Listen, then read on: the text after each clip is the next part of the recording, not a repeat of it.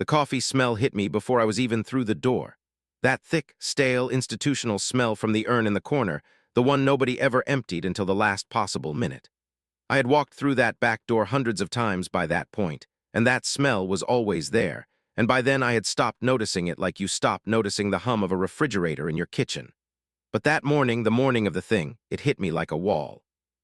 I stopped in the doorway and I breathed in and I thought, God, that thing smells like it's been sitting here since the last administration.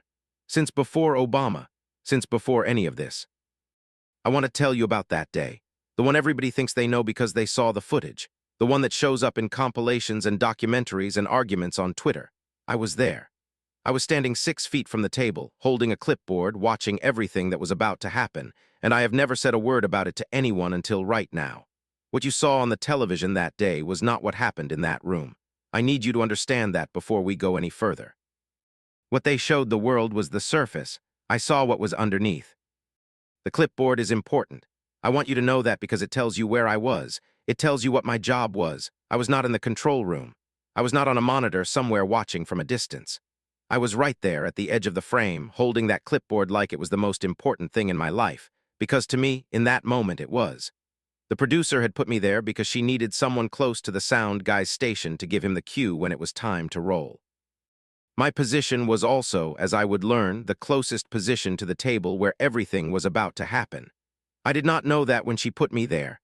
I did not know a lot of things. We had been told it was going to be simple, a courtesy appearance. Obama was going to come in, shake some hands, say a few words to the press, and leave. That was the plan they gave us that morning in the briefing. Nothing complicated, nothing unusual. Just another day, another event, another set of hands to shake and words to say and cameras to turn on and off again. Nobody told me Melania was going to be there until about 40 minutes before it started. When they told me, they did not explain why.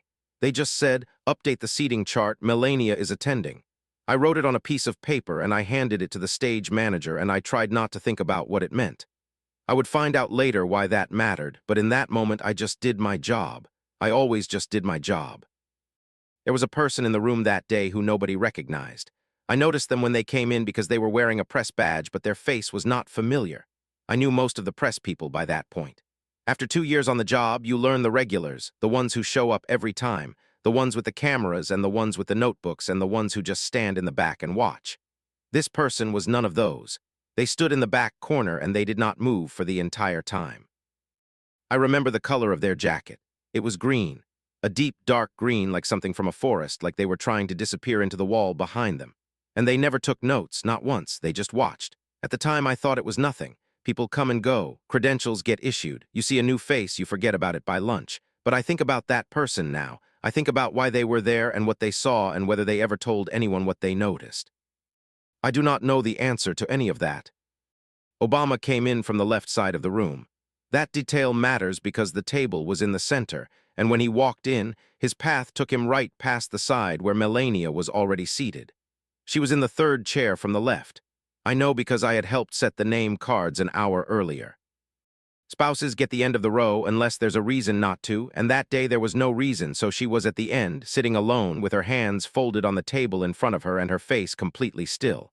Not nervous, not relaxed, just still, like a photograph of a person. Trump was not there yet.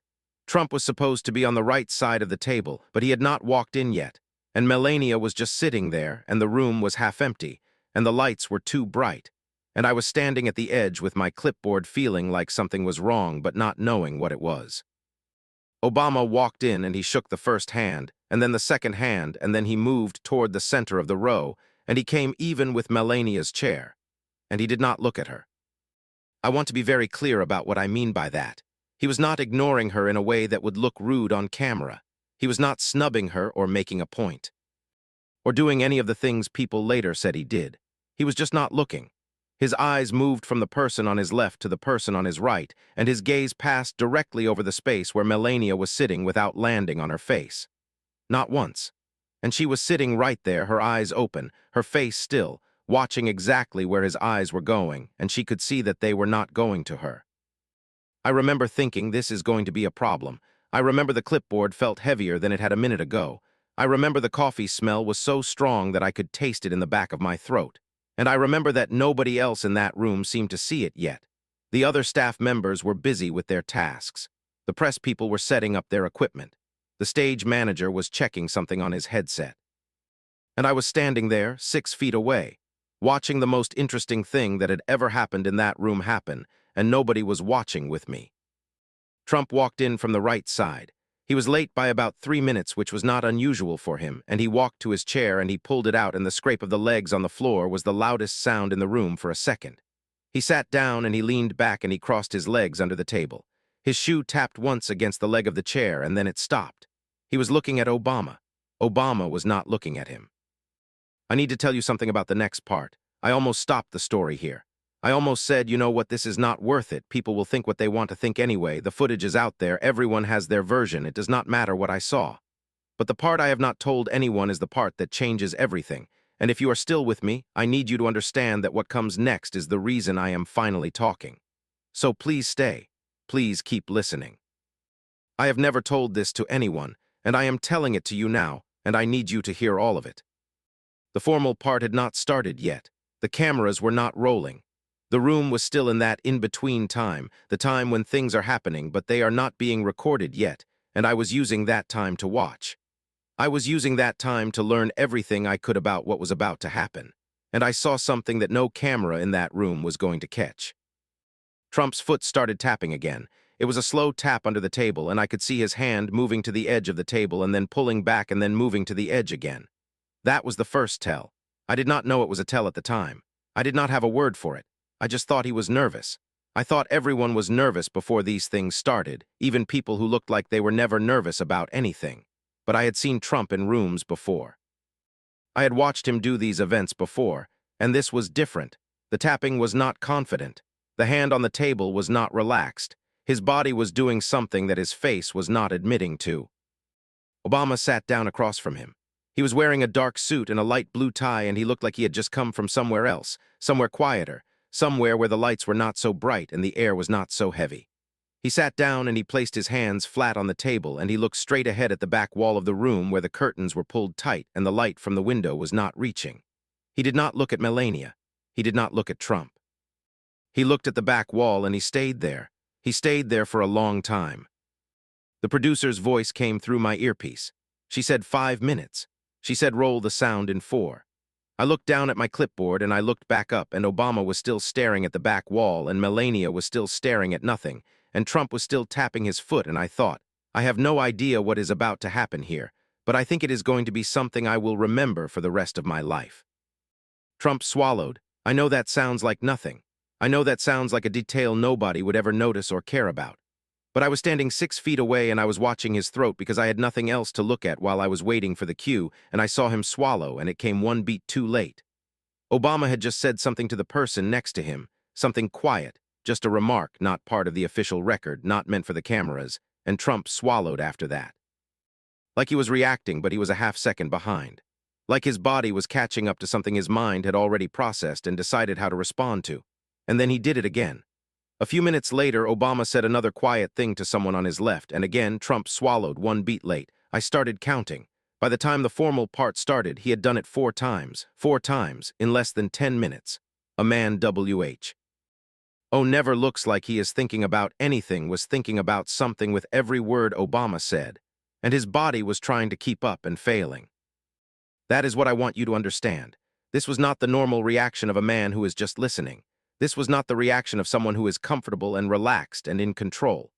This was the reaction of a man who is hearing every word and running it through something, some calculation, some fear, some instinct before his body knows how to respond. And he was not responding out loud. He was responding in his body, and he was always a half-second behind. The first official thing Trump said was a joke. He made a joke about the press corps, something about how they were probably hoping for a better story, something like that, and the room laughed, and I watched Melania's face to see if she would laugh too. She did not. She smiled for about 1.5 seconds, and then her face went back to what it was before. I remember thinking she must have practiced that smile. I remember thinking it looked like a mask being put on, and then taken off again so quickly that nobody would notice it had been there at all. Obama did not laugh. He smiled, but it was not a real smile. It was the smile you give when you are being polite and you have already decided you are not going to engage. I have seen that smile before. I have seen it on the faces of people who are waiting for the right moment to say something that will change the shape of the room. Not the content of the room, the shape of it, the way the air moves, the way people breathe. Obama had that smile, and I had seen it before, and I knew what it meant, and I did not know yet what he was going to do with it. Trump told another joke.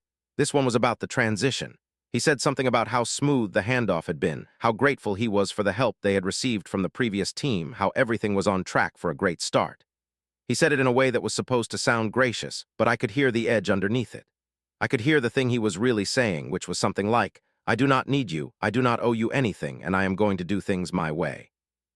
I watched Obama's face while Trump said this. Obama was looking at the table.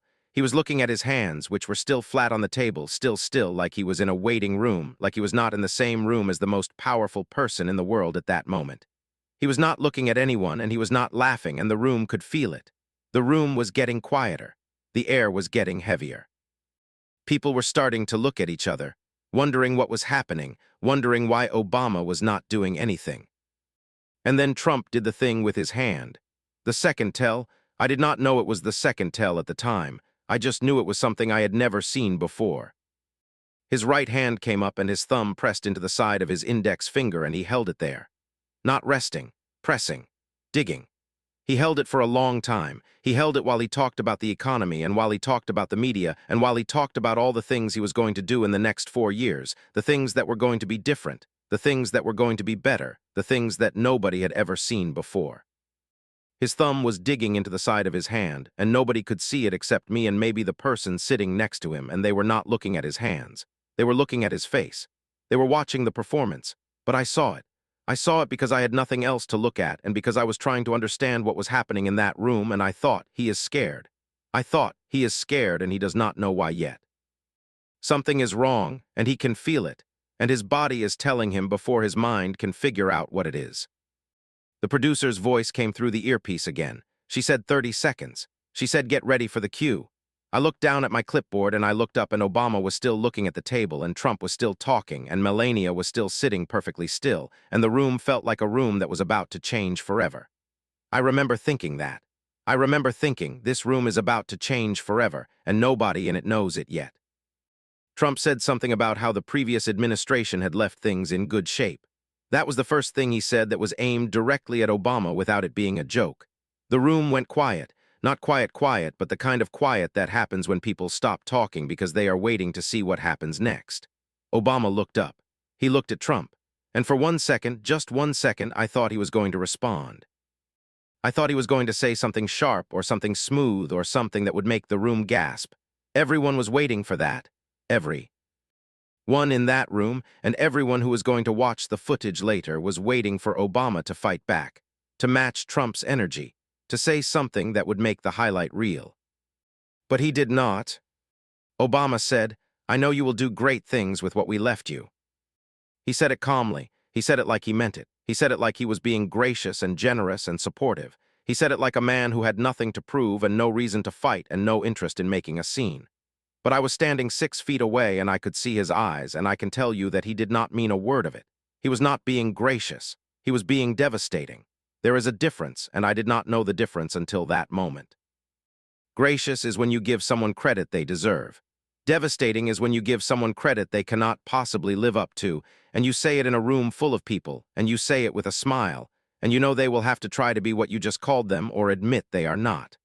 Obama called Trump great, and Trump had to sit there and hear it and pretend it was a compliment. Trump smiled. It arrived 2 seconds after it should have. The cameras could not see the timing because they were wide shots, but I saw it.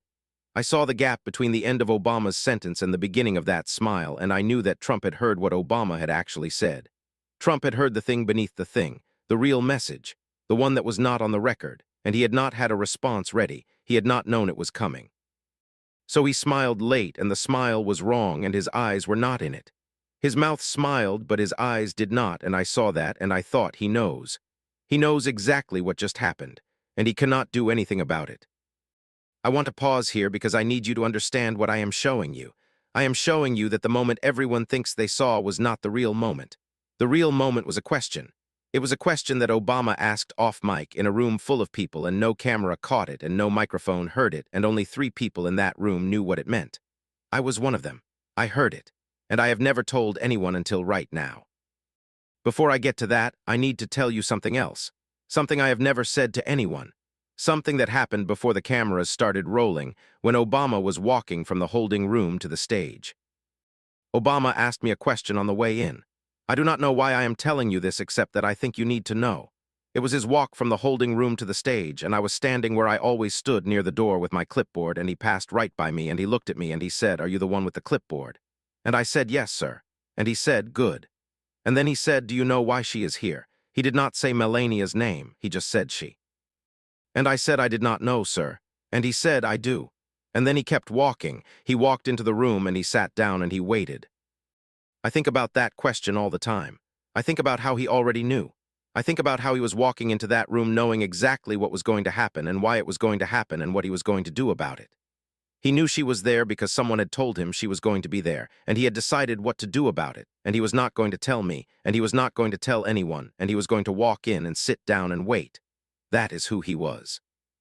That is what I saw that day. A man who knew something and was not going to tell anyone and was going to wait until the exact right moment to use it. Formal part started. Cameras rolled. The room went official. Everything that happened in the next 10 minutes is on the record, and you can look it up and watch it and form your own opinion. You have probably already seen it. You have probably already made up your mind about what it meant and who won and who lost. But I am going to tell you what you did not see. I am going to tell you what happened in the margins. I am going to tell you what the cameras could not catch from where I was standing. Trump talked about his plans. He talked about the wall. He talked about the media. He talked about everything he always talks about, and the room was with him in the way rooms are with speakers who are powerful and loud and sure of themselves. People nodded. People smiled. People wrote things down. And Obama sat and listened and nodded and did not interrupt and did not argue and did not correct anything. He was the picture of composure. He was the picture of someone who was above the moment, who had been through moments like this before and knew that this one was not the one that mattered, who was waiting for something specific and was not going to waste his energy on anything else. And I watched him and I thought, he is not here right now. He is somewhere else. Waiting. There was a question from the press. A reporter asked Trump about something, I do not even remember what, and Trump started to answer, and Obama picked up his pen. He picked it up from the table and he held it in his hand and he looked at it. And I thought, why is he looking at his pen like that? Why is he so interested in a pen in the middle of a conversation he does not seem to care about? And then I saw what he was doing. He was lining it up. He was turning it so that it was perfectly parallel to the edge of the table. The edge of the table was straight. The pen was crooked by about a 1/4 inch, and Obama was fixing it. He was taking the time, in the middle of a conversation he did not care about, to make sure his pen was perfectly aligned with the edge of the table. He did it without looking at the pen. He did it by feel. He did it the way a person adjusts their tie or checks their watch automatically without thinking, a small ritual of control in a moment where everything else was out of his control. And when it was straight, when the pen was perfectly parallel to the edge of the table, he set it back down. He set it back down in the same spot it had been before. He set it down like it was the most natural thing in the world, like he had all the time in the world, like nothing happening in that room was urgent enough to make him move faster or think faster or care more. And then he went back to looking at the back wall. Trump was still talking. Trump had been talking for several minutes without anyone stopping him. And Obama had been sitting there, not responding, not reacting, not engaging, just sitting and looking and waiting. And the room was starting to feel it. The room was starting to wonder why Obama was not doing anything. The room was starting to think that Obama was losing, that Trump was winning, that the energy in the room was Trump's energy and Obama had nothing to match it with. And I watched the room and I watched Obama and I thought, that is the point. That is the whole point. He is not doing anything because doing nothing is the win. He is not fighting back because he does not need to fight back. He has already won, and the room does not know it yet, and Trump does not know it yet, and the cameras cannot see it because the cameras are looking for the wrong thing. The cameras are looking for conflict. They are looking for the moment when someone says something sharp or loud or memorable. They are not looking for stillness. They are not looking for patience. They are not looking for the question. I need to tell you about the question now. I have been building to this.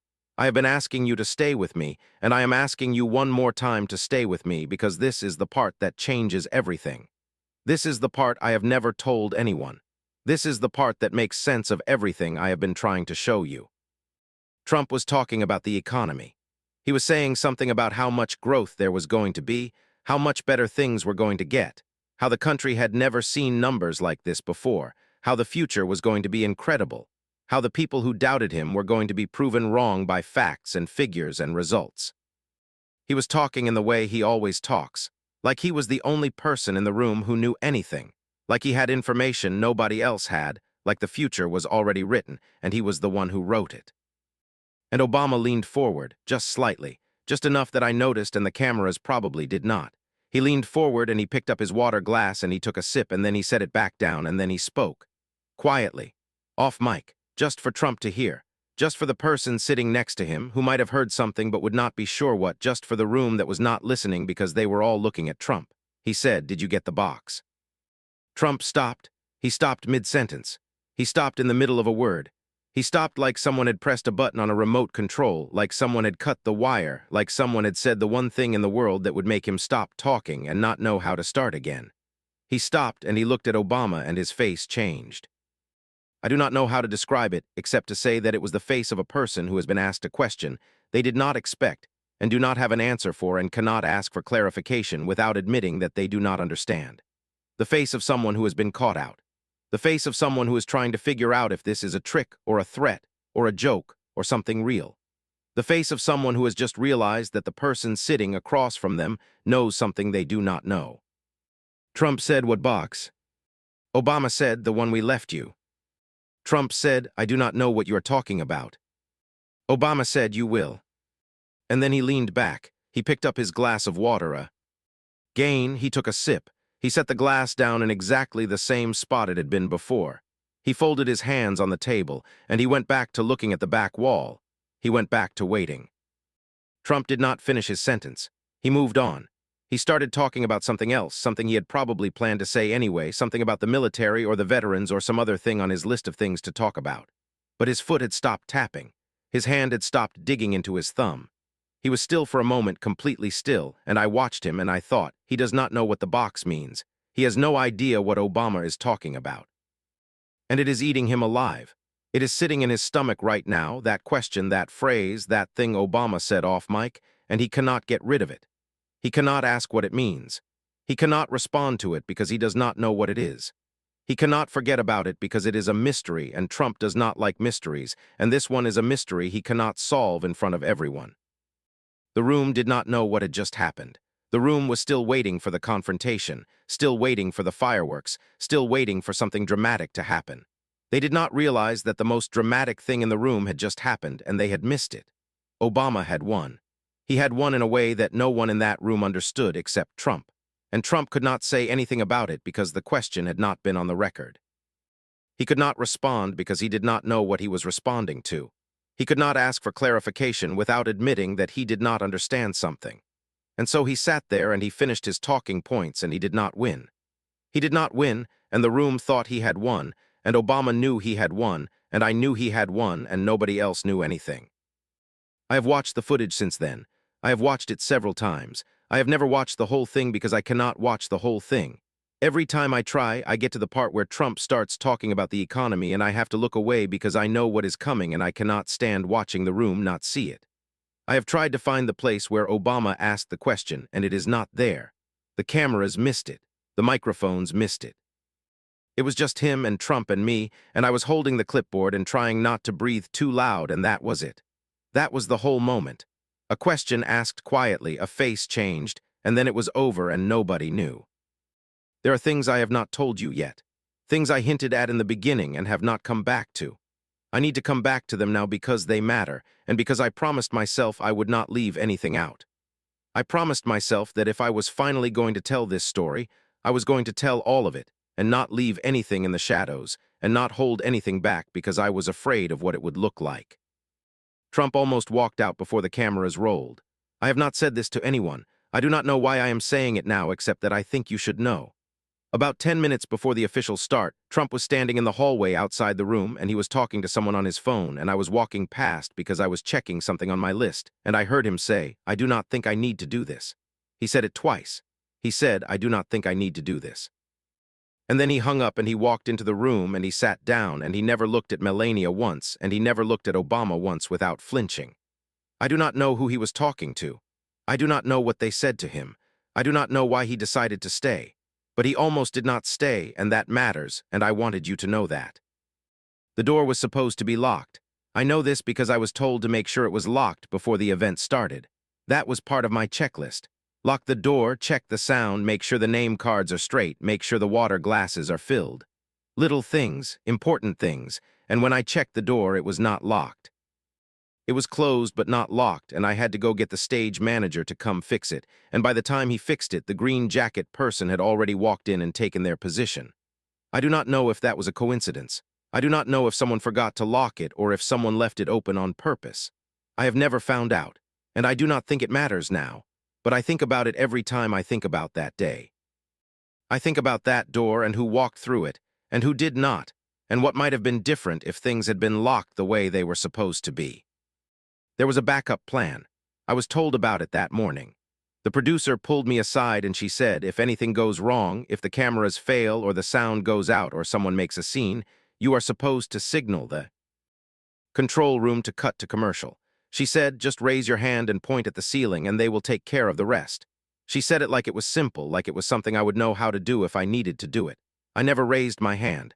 I never pointed at the ceiling. But I kept thinking about it the whole time, like it was a lifeline I might need but did not want to use, like it was a way out of something I did not want to be part of. I do not know what I thought I might need to escape from. I do not know what I thought was coming. But I thought something was coming and I wanted to be ready for it, and I never was. There was a piece of paper on the table when everyone arrived. I saw it when I was setting up the name cards. It was under Trump's name card, tucked under the little plastic holder like someone had left it there on purpose. I do not know who put it there. I do not know what was on it. I almost picked it up and looked at it, and then I thought, no, that is not your job, that is not your business. You are the person with the clipboard, you set up the name cards and you check the door and you signal the sound guy. You do not read the papers that are left on the table. So I left it alone.